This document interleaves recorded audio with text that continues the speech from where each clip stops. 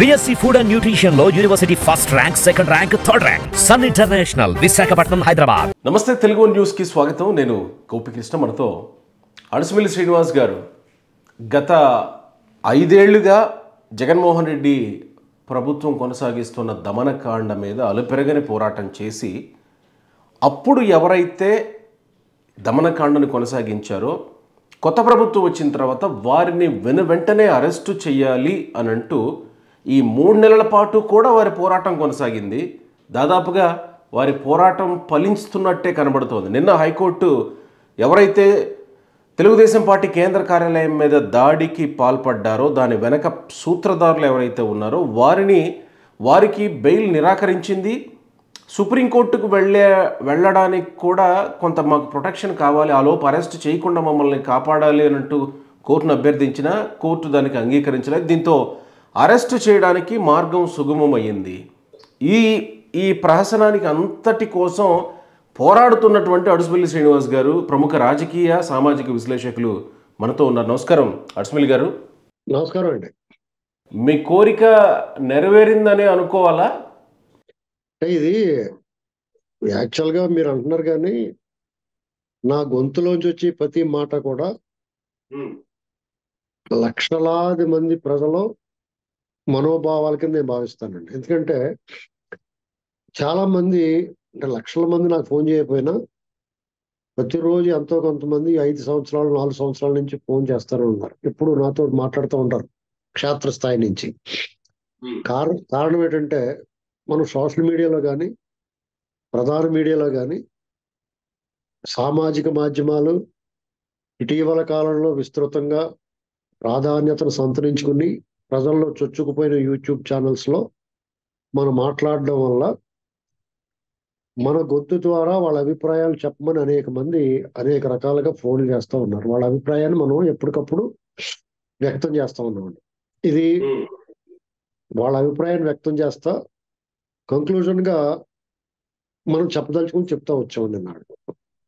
అయితే దాదాపు 1 సంవత్సరం నుంచి, అంటే జగన్మోహన్ రెడ్డికి ఎన్నికల ముందు అంత్యకాలం సమీపించిన తర్వాత మన స్వరం కొంచెం కఠినంగా మారింది.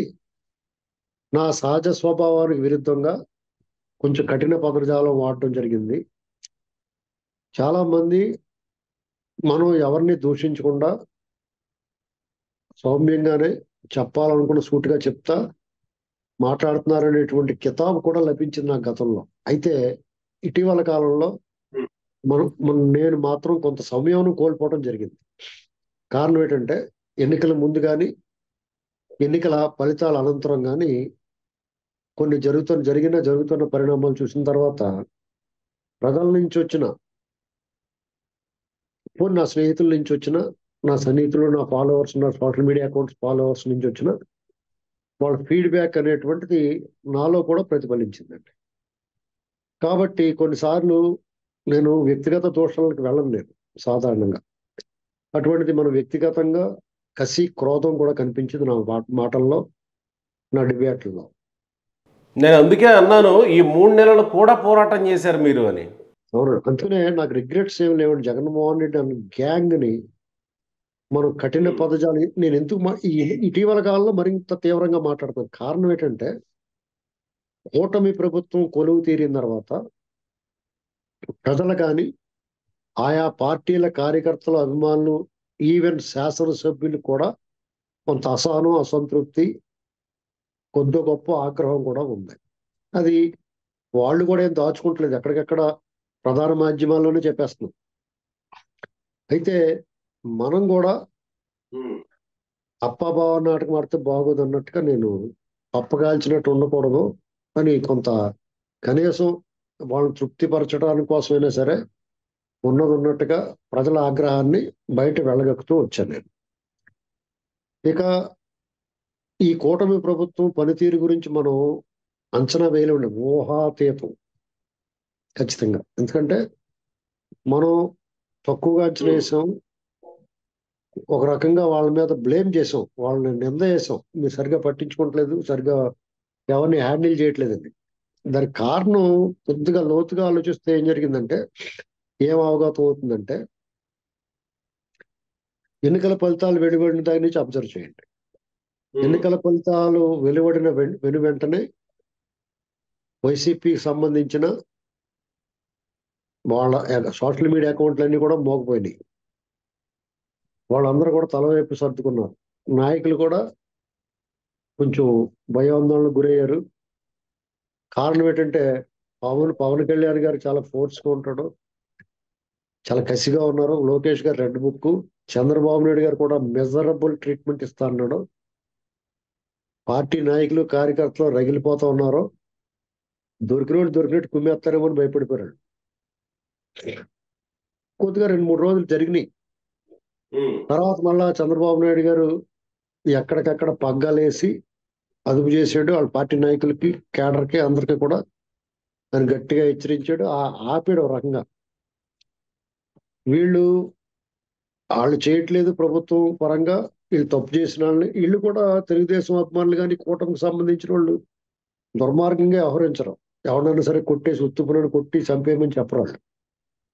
వాళ్ళు ప్రతిరోజు 100 తప్పులు చేశారు. ప్రతి ఒక్కడు సోషల్ మీడియాలో పేటీఎం బ్యాచ్ దగ్గర నుంచి top most leaders Jaganmohan Reddy దాకా కూడా వాళ్ళు రోజు కొంత తప్పులు చేశారు. కాబట్టి చట్ట ప్రకారమే వాళ్ళందరి మీద కేసు పెట్టి లోపలేసేయండి అని చెప్పారు అని వాళ్ళు కోరుకున్నారు. అలా జరగాలండి. ఖచ్చితంగా జరగలేదు. కానీ దీని వెనక మనం ఆలోచిస్తే, ఒక్క క్షణం ఆలోచించాలి. ఎప్పుడు కూడా ఆలోచిస్తే ఏం జరిగిందంటే, జగన్మోహన్ రెడ్డి అనేటువంటి వ్యక్తి ఏం చేశాడంటే, అతను ఒక క్రిమినల్ అండి. క్రిమినల్ మెంటాలిటీ ఉన్నవాడు. Criminal mentality with psycho mentality. అంటే పైశాచిక ప్రవృత్తి ఉంది అతనికి. నేర స్వభావము, పైశాచిక ప్రవృత్తి, ఈ రెండు కలిసి ఉన్నాయి. దీంతో పాటు అడ్డగోలుగా దోపిడీ అనేటువంటిది బుధకీర్తులటి అన్నమాట. కవచకొండల అవినీతి, దోపిడీ. వీళ్ళు ఏం చేస్తారంటే, వాళ్ళ కార్యక్రమాలకు అడ్డుగా ఉన్న వాటిలన్నిటిని డిమారలైజ్ చేస్తారు. అన్ని వ్యవస్థని, ఈవెన్ న్యాయ వ్యవస్థను కూడా పాడు చేస్తారు. దాంతో ఎవడు వచ్చి వాళ్ళ మీద చర్యలు తీసుకోవాలన్నా, ఇప్పుడు పిన్నెల రామకృష్ణారెడ్డి తమ్ముడు ఇప్పుడు వరకు దొరకలేదు. కారణం ఏంటండి? పోలీసులు పట్టుకోలేక కాదు. అందులో ఉన్న వాళ్ళ గ్యాంగ్ లో సభ్యులు ఉంటారు కదా, తెలుగుదేశం ప్రభుత్వంలో ఉన్నప్పుడు వాళ్ళ మనుషులు వాళ్ళకి ఫేవర్ గా పనిచేసే వాళ్ళు ఉంటారు. జగన్ ప్రభుత్వంలో కూడా వీళ్ళకి ఫేవర్ గా పనిచేసే వాళ్ళు ఉన్నారు. వాళ్ళు ఫేవర్ గా చేయలేక భయంతో నోరు మూసుకున్నారు. ఫేవర్ చేయలేకపోయారు. ఏంటి నాకు తేడా వస్తే జగన్ తోటి ప్రమాదం రా బాబు అని. ఆ భయం వీళ్ళు పెట్టలేకపోయారు. అంతే. అప్పుడు పెట్టలేదు, ఇప్పుడు పెట్టలేదు, రేపు పెట్టరో చెప్పలేము. దాంతో వాళ్ళు ఎప్పటికప్పుడు ముందస్తు సమాచారం వాళ్ళకి వెళ్తా ఉంటది. వీళ్ళు ఎంత తీవ్రంగా చేసినా వాళ్ళు అరెస్ట్ చేయలేరు. వీళ్ళు ఎందుకంటే ముందే చెప్పేస్తా ఉంటాడు అక్కడ, వీళ్ళకి వచ్చేస్తున్నారు పల్లా. మీ ఖైదీ సినిమాలో చూడండి, ఖైదీ సినిమాలో ఒకడు ఉంటాడు. ఆ లారీలోనే ఒకడు పడుకుంటాడు. ఒకడు పోలీసు వాడు ఎప్పటికప్పుడు ఫోన్ చేసి చెప్పేస్తా ఉంటాడు, వీళ్ళు ఎక్కడ ఉన్నారు అని. అలాంటి గ్యాంగ్ ఉంటారు. కాబట్టి వీళ్ళు ఒక్కొక్కటి ప్రక్షాళన చేసుకుంటా వచ్చారు. మీకు పోస్టింగ్లు ఇవ్వాలంటే సరైన వాడు ఇతను నిజాయితీగా పనిచేస్తాడా లేదా అనేటువంటిది ఎంచుకోవడం పెద్ద కష్టమైపోయింది వాళ్ళకి. గతంలో ఏదో సందర్భంలో ఎప్పుడోకప్పుడు జగన్కి అనుకూలంగా పనిచేసిన వాళ్ళే ఉన్నారు అందరూ. అందులో ఏరాలంటే చాలా కష్టమైపోయింది. పొరపాటుని ఇప్పుడు మళ్ళీ కొంతమంది సూట్ కేసులు పట్టుకుని డబ్బులు ఇచ్చుకుని అలాగే మొత్తం దూరేశారు. కొంతమంది స్థానికంగా పడతారు కదా ఎవడో ఒక లీడర్స్. అలాగా ఇవన్నీ చూసి ఈ విషయంలో ప్రస్తుతానికి అరెస్టులు అయితే కొనసాగుతున్నాయి. కానీ అక్కడ చెవిరెడ్డి మోహిత్ రెడ్డిని అరెస్ట్ చేసి స్టేషన్ బెయిల్ ఇచ్చి పంపించడం, తర్వాత మొన్న ఈ మధ్య కాలంలో సోషల్ మీడియా యాక్టివిస్ట్ అతని పేరేదో ఉంది గుడివాడలో, అతన్ని అరెస్ట్ చేసి స్టేషన్ బెయిల్ ఇచ్చి పంపించడం. ఇప్పుడు వీళ్ళని అరెస్ట్ చేసినా కానీ ఇంతే జరుగుతుందా అనే అనుమానాలు కూడా ఉన్నాయి. వీటికి వ్యత్యాసం ఉందండి. ఎలాగంటే ఆ అరెస్టులు అప్పటికి సిద్ధంగా లేరు, నాట్ ప్రిపేర్డ్. అంటే అంచేత ఒకవేళ వాళ్ళు అరెస్ట్ చేసినా బెయిల్ పెట్టుకుంటారు, బెయిల్ వచ్చేస్తున్నారు. బెయిల్ ఎలా వచ్చేస్తుంది? ఇంకా సిస్టంలో వాళ్ళు మనుషులు ఉన్నారు. మీకు ఒకటే లెక్కండి, చంద్రబాబు నాయుడు గారి మీద అర్ధ రూపాయి కూడా వాళ్ళు ఎస్టాబ్లిష్ చేయకపోయినా వాళ్ళకి బెయిల్ రాలేదు ఆయనకి. రిమాండ్ కంటిన్యూ చేశారు 3 రోజుల పాటు. కదా. అక్కడ వాళ్ళు షార్ట్ షీట్ వేయాలా, కనీసం ఎంతో కొంత ప్రైమా ఫేసి ఉండాలి, ఒక రూపాయి అన్నా అక్కడ కనిపించాలి. కనిపించకుండా ఒక 14 సంవత్సరాలు ముఖ్యమంత్రి చేసిన వాళ్ళకి రిమాండ్ కంటిన్యూ చేశారు. జోగి రమేష్ కొడుక్కి ఆడే గాంధీ మహాత్ముడు మనవడాలి, అది గాంధీ మహాత్ముడు, అతను వెంటనే బెయిల్ ఎలా వచ్చిందండి? ఇది ఒకటి చాలు మీకు వ్యవస్థలు ఎలా పనిచేస్తున్నాయి అనేటువంటి. కాబట్టి వాళ్ళకి 2 రాష్ట్రాల ముఖ్యమంత్రుల్ని ఒకటి లేపేస్తాను వాడు లేపేస్తారు అని మాట్లాడిన వాడికి కూర్చోబెట్టి కూల్ డ్రింక్ ఇచ్చి పంపించేశారు పోలీసు వాళ్ళు. చెవిరెడ్డి భాస్కర్ రెడ్డి కొడుకుని అలా చేశారు, అది ఇంకొకటి అలా చేశారు. ఇవన్నీ ఇంటూరి రవికిరణ్ అని మొన్న సోషల్ మీడియాలో అతనికి చాలా ఇదివరకు ఒకసారి అరెస్ట్ చేశారు. వాళ్ళ గ్యాంగ్ అందరూ వచ్చి మళ్ళీ ఇడిపించుకెళ్ళారు. మొన్న అలాగే చేస్తే అప్పుడు జనసేన వాళ్ళు ఆడుకో రౌండ్ వేశారు పేరుని నానికి వాళ్ళకండి. ఇప్పుడు నేను అనేది ఏంటంటే ప్రభుత్వాల పని డెఫినెట్ గా చంద్రబాబు నాయుడు గారు ఆధ్వర్యంలో ఆయన ముఖ్యమంత్రిగా అడ్డగోలుగా వెళ్ళండి ఆయన. ఇది మాత్రం గుర్తుపెట్టుకోవాలి అందరూ. ఏదైనా చట్ట ప్రకారమే గట్టిగా బిగించి వెళ్దామని అనుకుంటాడు, చట్టంలో లొసుకుని వాళ్ళు ఉపయోగించుకో. ఇవన్నీ ప్రక్షాళన చేయాలంటే కష్టం, చాలా కష్టం. అందుకనే ఇప్పుడు పేరు నానికి కోటింగ్ ఇచ్చారు కదా వాళ్ళు, జనసేన వాళ్ళు. అలాగే నిరసన అప్పుడు పోలీస్ స్టేషన్ తీసుకెళ్తారు. వాళ్ళు వదిలేయకుండా ఈ కేడర్ అంత కోపం ఉన్న వాళ్ళు ఊరికే సోషల్ మీడియాలోను నాలాంటి వాళ్ళకి ఫోన్ చేసి దొబ్బడం కంటే పోలీస్ స్టేషన్ దగ్గరికి వీళ్ళు వదిలితే కుదరదని ధర్నా చేయొచ్చు కదా, ఎందుకు చేయరు? ఊరికే పెన్ ఉందని రాసేసి ఫోన్ ఉందని మాట్లాడేసి నా బురదని అర్థం కాకపోతే చెప్పండి. మీరు చెప్పండి. ఇప్పుడు పేరు నాని అరెస్ట్ చేయరు, అతను పైన కింద తడిసిపోయినా చేశారు లేదా? మళ్ళా అతను ఇంకొకటి ఇడిపించడానికి వెళ్ళాలంటే ఎందుకు వచ్చిన కూడా బాబు దాక్కుని ముసుగేసుకుని మారువేషం వేసుకుని వెళ్తాడు. ఆ భయం పెట్టాలి కదా కేడరు. ఎవరికాడు మన పక్కింటి వెళ్ళి దెబ్బలాడాలని మన ఇంట్లో కూర్చొని టీవీ చూద్దాం ఉంటే అలా కుదురుతుందండి. కానీ ఇక్కడ ఈ నందిగం సురేష్ ప్రస్తుతానికి అరెస్ట్ అయ్యాడు, మిగతా వాళ్ళ కోసం వెతుకుతున్నారు పోలీసులు. కానీ ఈ టైంలో అరెస్ట్ చేయడం, అక్కడ వరదలు వచ్చి అంత తీవ్రమైనటువంటి పరిస్థితి ఉంటే పోలీసుల్ని వరదల్లో వినియోగించకుండా నందిగం సురేష్ని అరెస్ట్ చేయడానికో లేకపోతే ప్రతిపక్షాల మీద కక్ష తీర్చుకోవడానికో పోలీసుల్ని వినియోగించడం ఎంతవరకు సబబు అనేది వైసీపీ నుంచి వినిపిస్తున్నటువంటి మాట. అదే టైంలో వరదల్ని హ్యాండిల్ చేయడంలో, వరదల్లో సహాయక చర్యలు చేపట్టడంలో ప్రస్తుతం ఉన్నటువంటి కూటమి ప్రభుత్వం పూర్తిగా ఫెయిల్ అయింది. ఆ ఫెయిల్ అయిన దాన్ని కప్పిపుచ్చుకోవడానికి ఈ వరదల అంశాన్ని తెర మీదకు తీసుకొచ్చి దాన్ని డైవర్ట్ చేసేటువంటి ప్రక్రియ ప్రస్తుతం కొనసాగుతుంది అనేది వైసీపీ నుంచి వినిపిస్తున్నటువంటి మాట. ఇప్పుడు మీకు వైసీపీ పార్టీ, జగన్మోహన్ రెడ్డి వాళ్ళ గ్యాంగ్ అనేటువంటి వాళ్ళు యాంటీ సోషల్ ఎలిమెంట్స్ అండి. వాళ్ళు నిత్యం అబద్ధాలే మాట్లాడతారు, అసత్యాలే ప్రచారం చేస్తారు. వాళ్ళ గురించి అదే నేను చెప్పబోతున్నాను. చంద్రబాబు నాయుడు ఈ గవర్నమెంట్ ఎంత ప్రజాస్వామ్యయుతంగా వ్యవహరించాలనుకున్నా వాళ్ళు ఇలా ఎప్పుడైతే కొంచెం సౌమ్యంగా పద్ధతిగా మేము రూల్ ఆఫ్ లా పాటిస్తాం అనగానే ఈ గ్యాంగ్ అందరూ ఈ కొలుగుల్లోంచి మళ్ళీ బయటకు వచ్చినాయి. వచ్చి ఇతను చట్ట ప్రకారం వెళ్తాడో, చట్టానికి ఎన్ని బొక్కలు ఉన్నాయో మనకు తెలుసు కదా అనుకుని వాళ్ళు ధైర్యంగా తిరుగుతున్నారు. అంతే కదా, చట్టంలో బొక్కలు ఎన్ని ఉన్నాయి. వాళ్ళు ఎంత గరులు అంటే కోర్టులో ఏ కేసు ఎవరి దగ్గరికి వెళ్ళాలో కూడా వాళ్ళు చేసేయగలరు, ఏ జడ్జి దగ్గరికి వెళ్ళాలో కూడా చేయగలరు, సమర్థులు వాళ్ళు. దీని మీద ఎవరికైనా కాంట్రవర్సీ కేసులు ఏమైనా సిద్ధమైన అన్నిటికన్నా దారుణంగా చెడిపోయిన వ్యవస్థ ఒకటి ఉంది మన దేశంలో, అందరూ నమ్ముకున్న వ్యవస్థ. చాలా దారుణంగా ఉన్న పరిస్థితి. కాబట్టి ఆ ధైర్యంతో వాళ్ళు బయటకు వచ్చారు.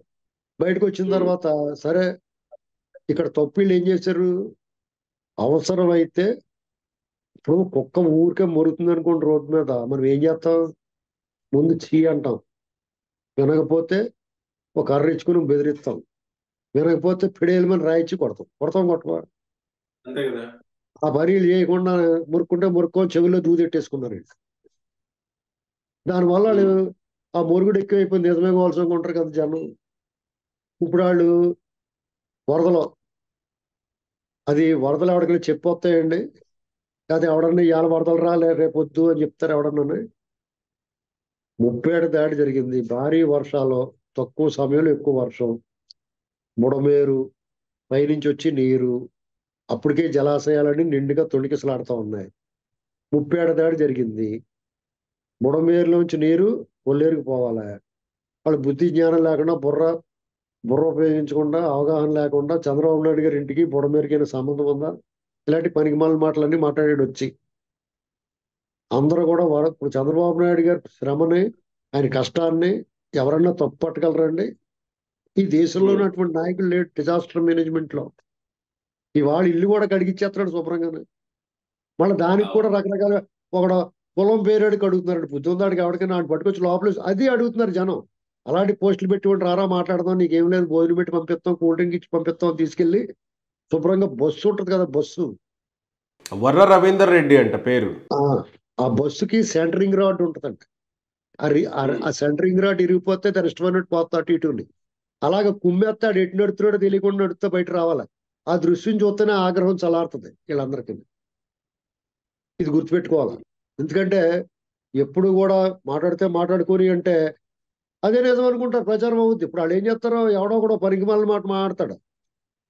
ఒక రెండు రోజులు యూట్యూబ్ లో తిరుగుద్ది, మూడో రోజు ఒకటి రాస్తాడు దాని మీద, నాలుగో రోజు గ్రేట్ ఆంధ్ర వాడు దాని మీద ఒక పెద్ద ఆర్టికల్ రాస్తాడు, తర్వాత సాక్షిలో ఒక డిబేట్ పెడతాడు, తర్వాత పేపర్లో వస్తుంది. ఇది నిజమైపోద్ది. ఏంటి 2 ఎకరాలు 2000 వ్యవసాయం దండగా అన్నాడో, లోకేష్ చిల్లర తిండికి 20 లక్షలు అయింది, ఇలాంటివన్నీ ఇలా పుట్టించినాయి. సో ఇప్పుడు వరదల్లో కూడా ఫెయిల్ అయింది కాబట్టి దాని డైవర్షన్ కోసం వీళ్ళ అరెస్టులు జరుగుతున్నాయి. 36 మంది కమిటీ ఎస్పీలు ఇలాంటివన్నీ అలా పుట్టించినాయే. అందుకనే ఇలాంటి మొగ్గలను తుంచేయాల. ఆ పని వీళ్ళు ఇప్పటికీ చేయట్లేదు.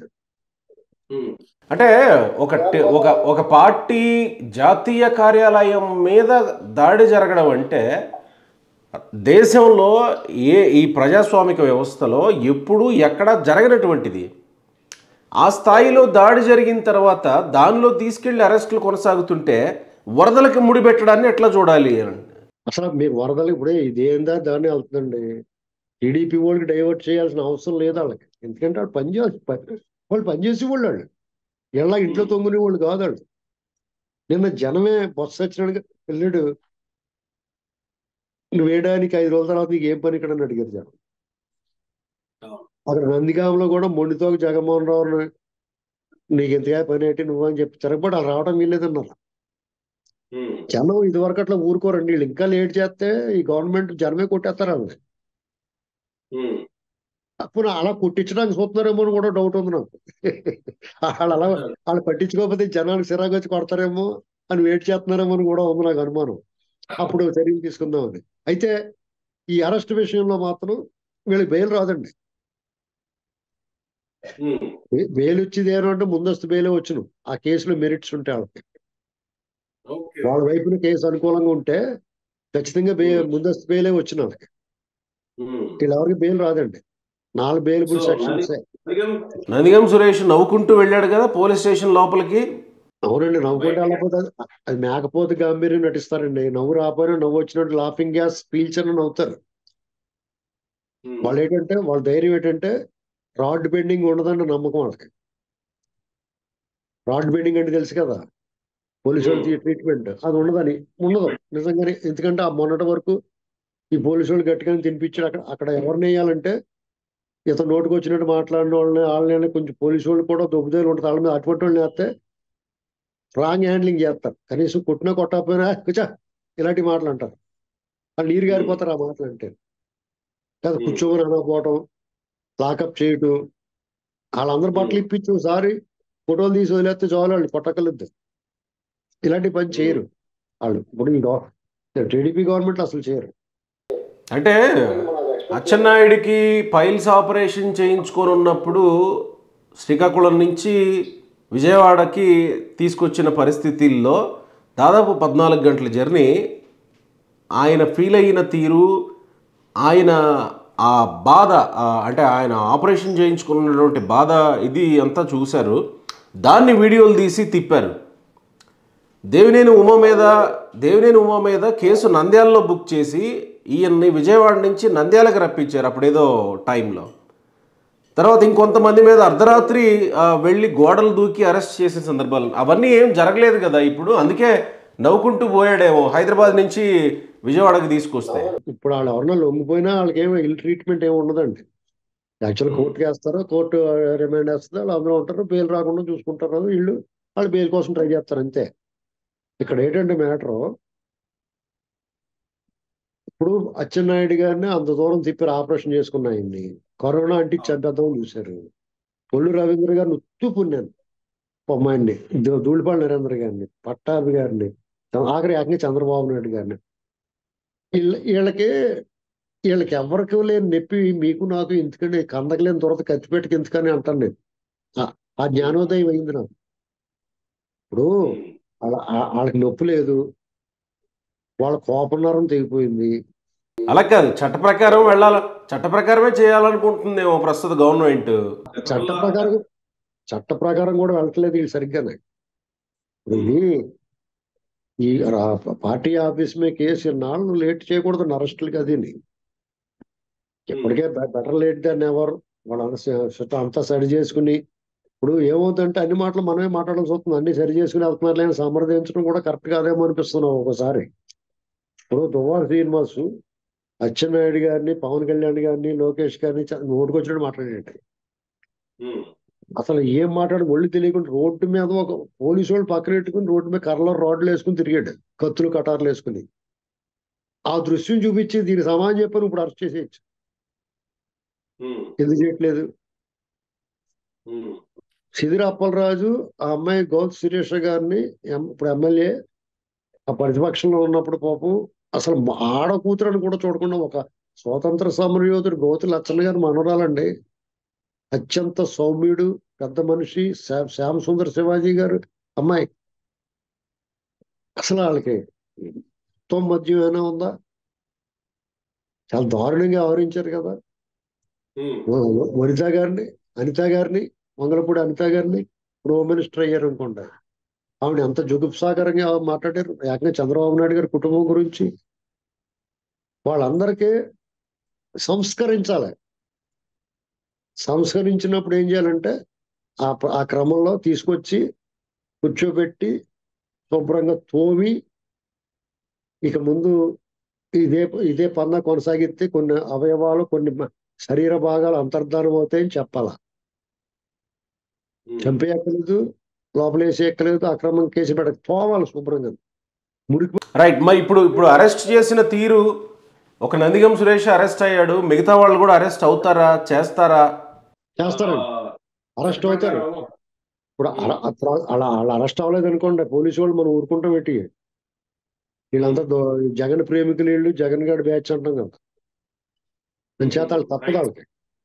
ఇంకో మ్యాటర్ ఏంటంటే అలాగే ఒక్క నిమిషం, ఈ ప్రభుత్వం దయచేసి సోషల్ మీడియాలో కానీ ప్రధాన మీడియాలో కానీ దుష్ప్రచారం చేసిన వాళ్ళని, జుగుప్సాకరమైన కామెంట్లు పెట్టి మహిళలను కించపరిచే వాళ్ళని, అమరావతిని భ్రమరావతి అని లేకపోతే మీడియాలో యూట్యూబ్ ఛానల్స్ ద్వారా ప్రొఫెసర్లు ఇలాంటి వాళ్ళందరూ కూడా దుష్ప్రచారం చేసి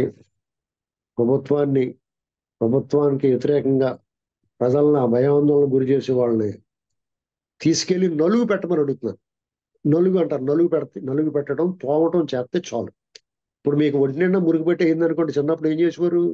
శుభ్రంగా నలుగు పెట్టి స్నానం చేసి శుభ్రంగా తయారు చేసేవారా? అవును కదా, బాగా తోమివారు కదా పీసేసి. ఇప్పుడంటే రబ్బర్ పీసులు వస్తున్నాయి, అమ్మేవారు కొబ్బరి పీసి తోమేసేవారు. అలా తోమితే వాళ్ళు కొంచెం శుభ్రపడి, శరీరం శుభ్రంగా ఉంటే మనసు కూడా కొంచెం శుభ్రంగా ఆలోచిస్తుంది. ఒళ్ళు మురికైపోయి మనసు మురికైపోతే బహిరంగంగా ప్రజలకేమో మాటల ద్వారా దుర్గంధం, శరీరం ద్వారా పక్కనున్నవాడు దుర్గంధం వెదజల్లుతూ ఉంటాం. కాబట్టి ఆ రెండాటిని వీళ్ళు తీసుకొని శుభ్రంగా తోమని కోరుకుంటున్నాను, విజ్ఞప్తి.